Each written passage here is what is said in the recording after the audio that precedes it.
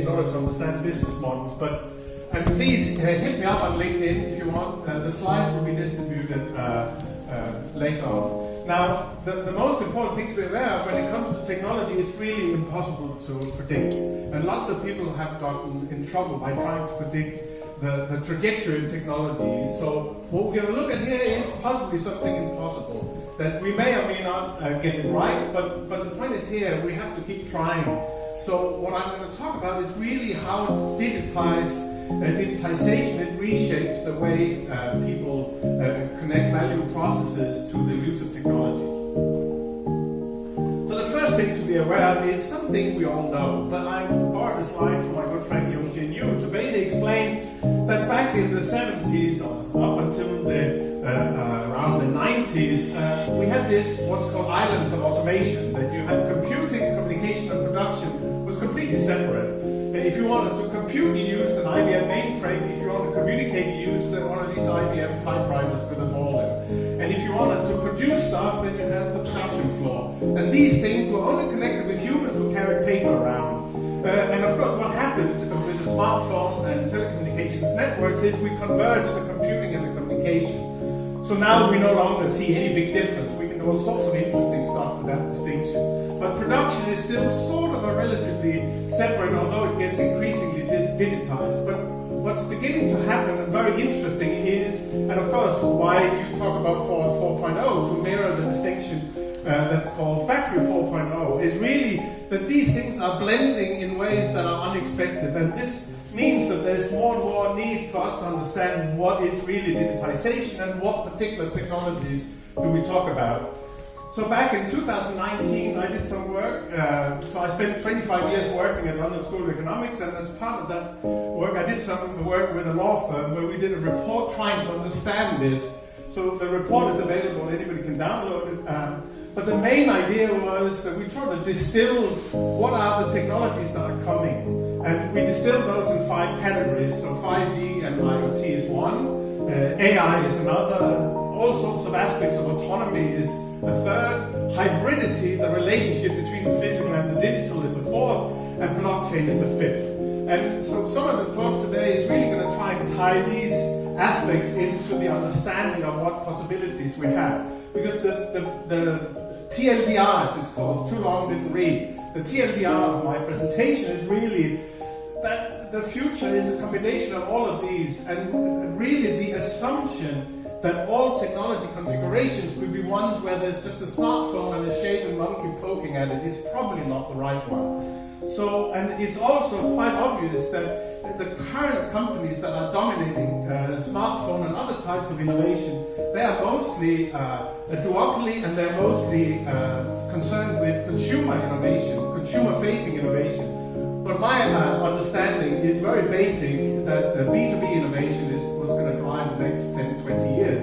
And there will be other kinds of consumer innovation, but we need to focus on B2B in order to understand what's going to happen. It was the same with the internet. It was the B2B innovation were the strongest and the most important early on. So let's just take one example. Everybody is completely crazy about all this new AI, and it's largely, in my view, uninteresting. It's interesting from the simple point of view only that we have a lot of public domain data that now is being privatized by very few companies. And I think that's problematic.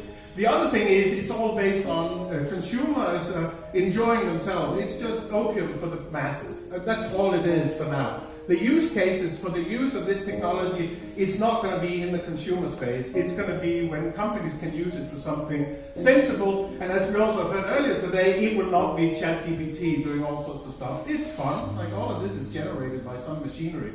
But the most interesting thing is what happens when it not only lands somewhere, but also is combined with all the other ones. That's the most interesting thing.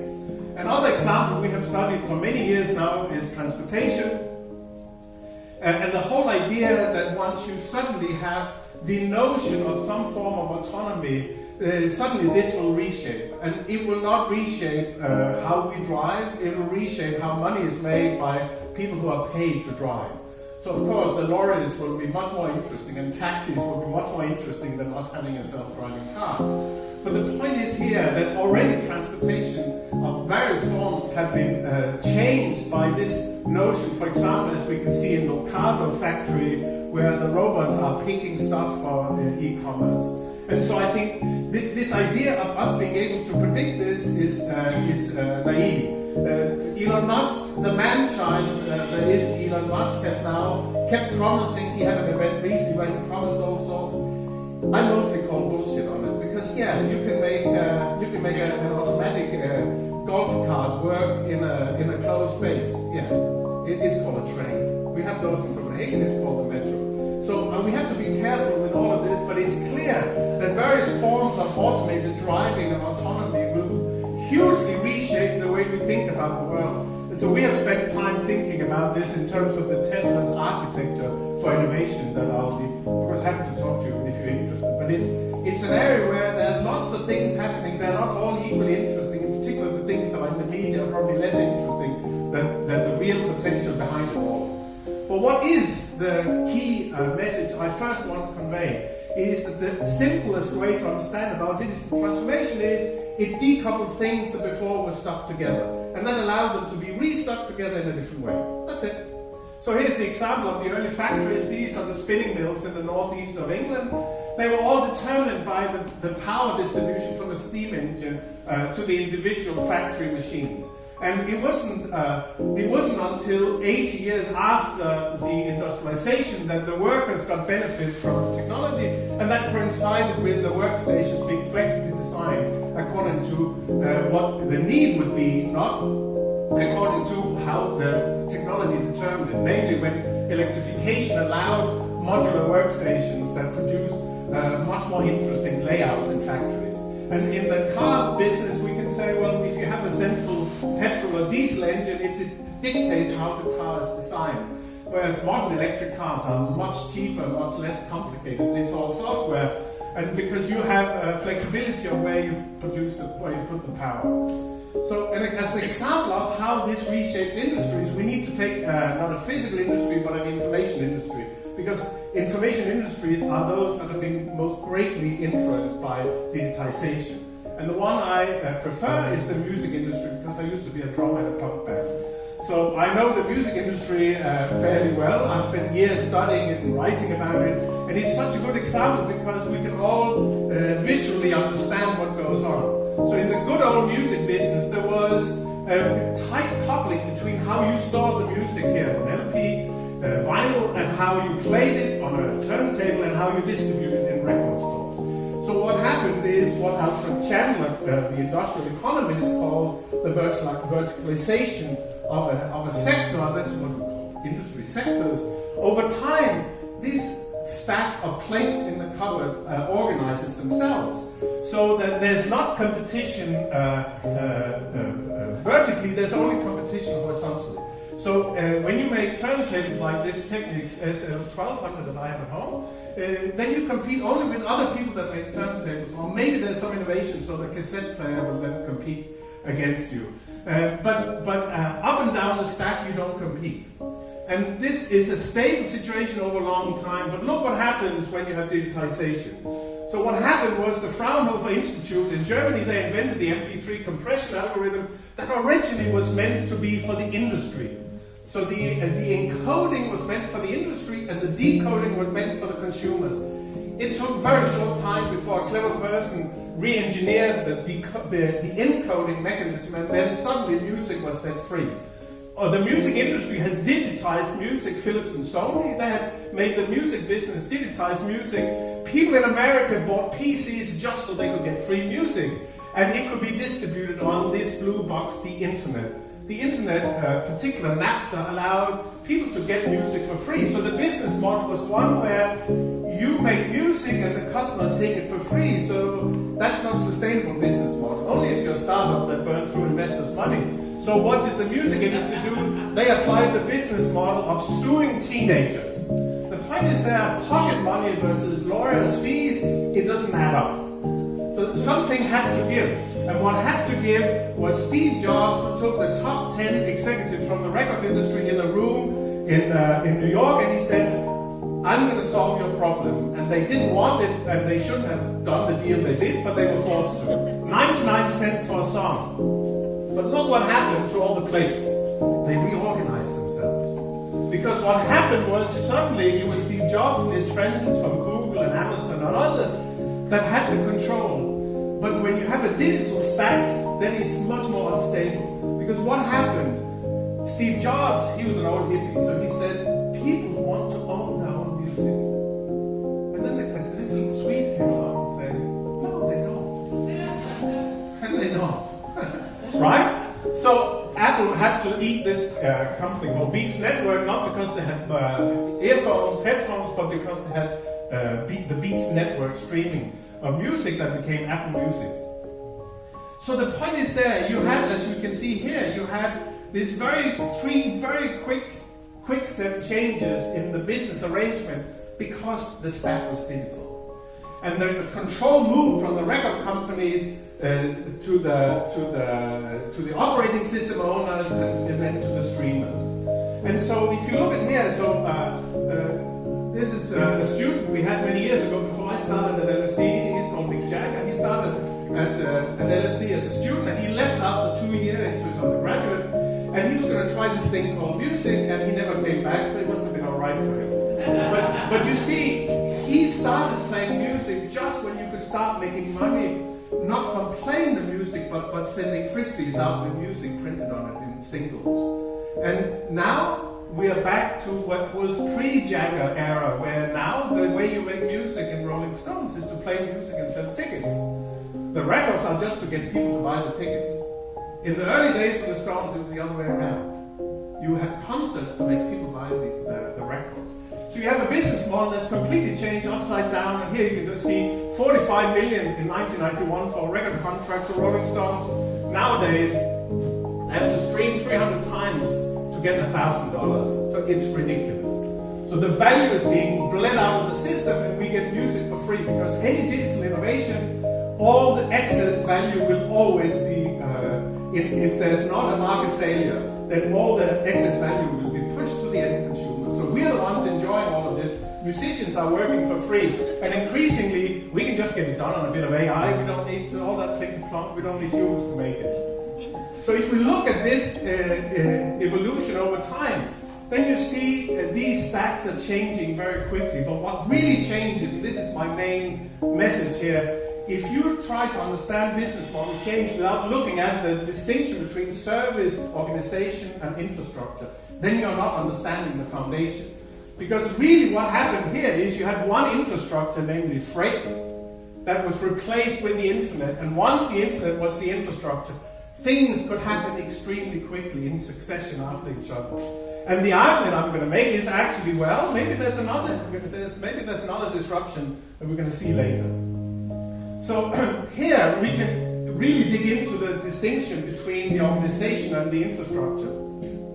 And my favorite example is the Coca-Cola example where people always talked about the secret formula. When I was a kid, only 2 people know the secret formula for Coca-Cola. It doesn't matter and it's not very good for you. What matters is you're in sub-Saharan Africa and you're thirsty, you just close your eyes and do this, there will be a guy selling you a cold Coca-Cola. That's the Coca-Cola's competitive advantage is their infrastructure. Exactly in the same way as Hyatt hotels. They're owned now by the family that owned them, Pritchard. They're selling the most expensive house ever in California because the wife and husband of the owner of Hyatt, they got divorced and it went really bad. It turned out that building was not even owned by the family, it was owned by a trust, and it was owned by another trust. So these are really interesting people. The point is there that if you're going to compete with Hyatt hotels, you're going to step up your game and borrow a lot of money. You can service that debt by renting out your hotel rooms because they have 770 hotels in 54 countries. That is just until Airbnb comes along and says, we don't want any stinking hotels. We just want rooms, they can be anywhere. So we are just basically taking, if we go back to this one, we are taking what somebody thinks is their platform and we are pushing it down and it just becomes our infrastructure. So we have the value capture of the underlying infrastructure, namely all these rooms, and we don't care, we're just matchmaking people, we have a platform on top. So this matches what you can say Adam Smith, what's called organic or Smithian growth. It's sort of a bit similar the way you invest some money, you pay off that debt and you accumulate equity and you accumulate these assets you can rent out. Whereas Airbnb, it's more Schumpeterian growth after the Austrian economist. It's destructive innovation. It sort of seeks to burn down what's already there and build something new on top.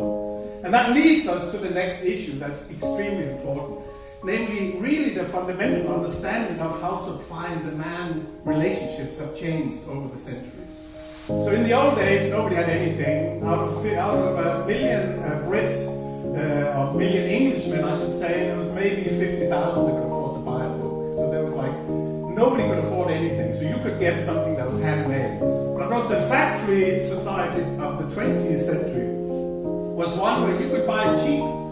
Was the contract if it could be manufactured and that are mass produced, and that means it's a supply-driven economy. You can only buy what can be supplied, otherwise it'd be too expensive. Whereas the 21st century, we now have a demand-driven economy, and that's because the limiting factor is not what can be supplied. The limiting factor is what is the demand. So all these millions of apps on your phone, it's not anybody can make an app. It's not that. It's what will people have. Okay, so it's the installed base and network externalities and all of these things. And the argument is, of course, that the contract here is you can have any service you want. It can be personalized entirely to your own needs, but you have to do all the work. So you do all the work. So these platform companies, they are enrolling you as workers in their factories, and then you are the one who create the value by your automated self-service. And what we're going to end up talking about is maybe there's a new thing coming where it's really about value ecosystem, where it's not about this thing that there's a big entity giving you something that you want, but more it becomes much more flexible and much more adaptive. And when you think about the green revolution, it has to be like that because we can't just have the old model. And in order to understand this, we need to really think what is the distinction between goods and services, because the 20th century was all about goods. And the 21st century has services at the core that may be supported by goods. So this is the one slide you need in order to understand what is the difference between a service society and a goods-based society.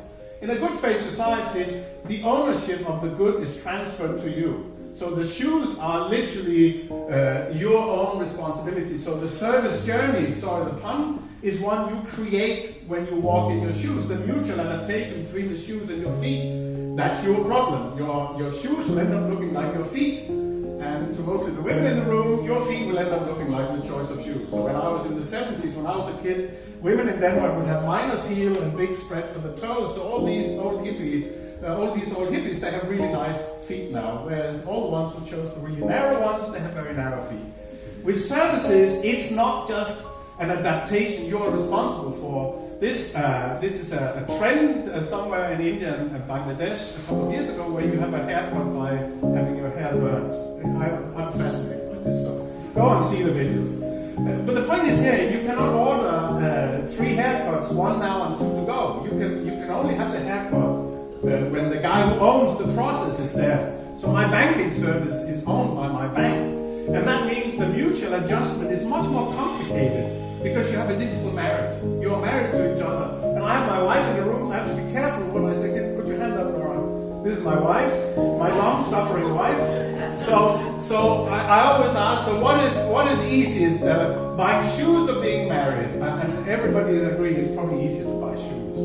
And I once gave a talk for a bunch of consultants, and one guy stood up and said, yes, but it's also much more satisfying. And I said, you need to have a chat with your wife.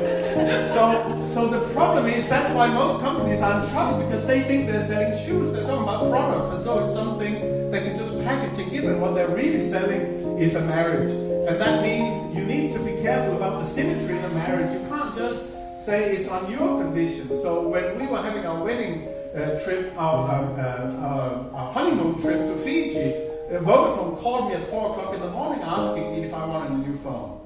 I would say, no, I don't want a new phone, I want to sleep.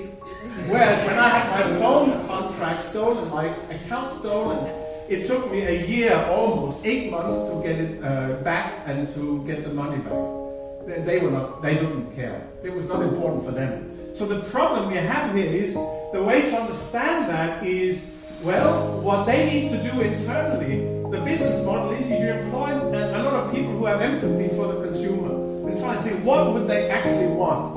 And then the consumers, they need to they need to find some way, a sandbox that allows the consumers to do the whole thing. And that sandbox needs to listen to people, where do they want to be?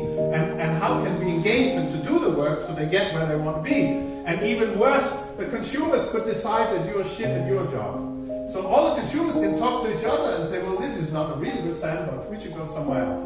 So if I paid on Facebook to say we all go to another service, then my thousands of past students, someone will probably join me. This is not something those who sell shoes can do. So the point is here, the reason why the platforms have become so popular and so large, these global platforms, like Google and Facebook or Meta and Apple and all the others, is because these digital platforms, they were perfect to support this thing of having automated self-service. That's what they're good at. So they could grow very, very fast. And there are different kinds of them. It's like, this is a 10-week course we are doing in 25 minutes. So there are lots of things we can talk about, but the essence of it that's important before we take the last spurt home is that these platforms, they work because they own all the data. So there's a nice book by the former Greek finance minister Yanis Varoufakis. The argument of the book is that these platforms have killed capitalism because they are no longer markets. They are just fiefdoms where these guys decide. So the problem you have is, if you have this kind of situation, why would a company ever want to work with a platform that will rip them off? We have documented lots of cases where people, they innovate on Apple with a new app, then Apple just take that app and bakes into the operating system, and now they're out of business. So for serious companies, why should they work with these platforms who then own all the data and all the analytics? They shouldn't. And that's why we need to get to the next. Now it gets really personal, because this is my family. This is my grandmother Emma, and she was the matron of my dad's family. This is my granddad. He was a little guy who was just doing everything she said. This is my uncle, a very funny guy, still alive. These are my mom and dad. You can guess where I am in the picture, because I'm saying I am in this picture. Hidden behind that's why my mom is sitting. They were discussing the marriage, because this was a shotgun marriage in the north of Denmark. So serious discussions. My granddad and grandmother had this little farm, and it was a small farm holding, so they were being bullied by all the big farmers on what should the price of meat and what should the price of milk be. So what did they do? They made a cooperative. So he was a member of the cooperative, and the characteristic of the cooperative is one farmer, one vote. You vote by farmers, not by cows. That's the saying in English. And stemmer for hoved, ikke høved. And the point was there. That meant everybody had one vote. My dad, this is my dad, he got a bit older. I appeared out of the picture. This is me. Look at this. Is she proud of me? I would be too. Yeah? Laura, this is how you should look at me. Take note. So my dad was a co-op shopkeeper in this little shop that was not even self-service when we joined, but it became automated self-service. But the interesting part of it was owned by the shoppers. So if you spent 100 Swedish kroner, you couldn't, because it was in Denmark. If you spent 100 Danish kroner, you got a little stamp you put in a book. And at the end of the year, you would take your book to my dad. He'd done up the accounts, and he would say, "Oh, you spent that much. That means you get this proportion of the dividend of the surplus." And so I'm third generation, or no longer. I used to be third generation because I was the one who made LSE join the Hedera consortium, which is a co-op and digital infrastructure co-op. So it's really just a way of binding some notion of a value, digital value, to a network and having a community to set up the rules. And Bitcoin, as the most famous crypto asset, has transacted 1 billion times since 2009. The Hedera hash graph has transacted 71 billion times since 2019.